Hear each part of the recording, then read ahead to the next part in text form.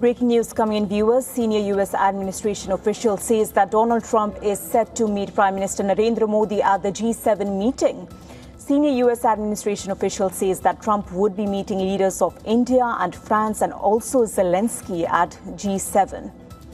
The U.S. official also adds that Trump will meet with UAE, Qatar and West Asia leaders. However, Netanyahu will not be there during bilaterals with West Asian leaders.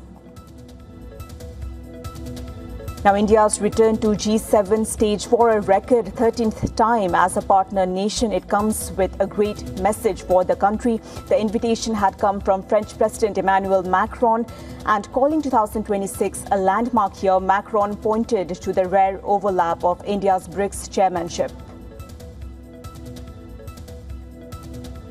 For more on this, our Assistant Editor of Foreign Affairs, Siddhant Sibal, is joining us on the broadcast from Evian in France. Siddhant, what more can you tell us about this iconic meet between Modi and Trump, which will be set in the future?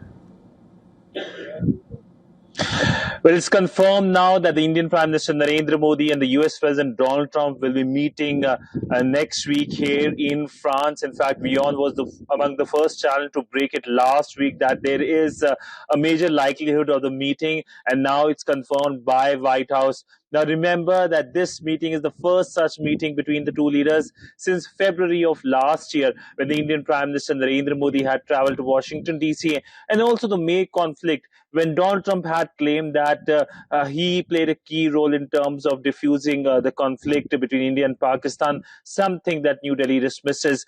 Now, the meeting happens in the backdrop of first the trade conversations. Trade teams from both sides have been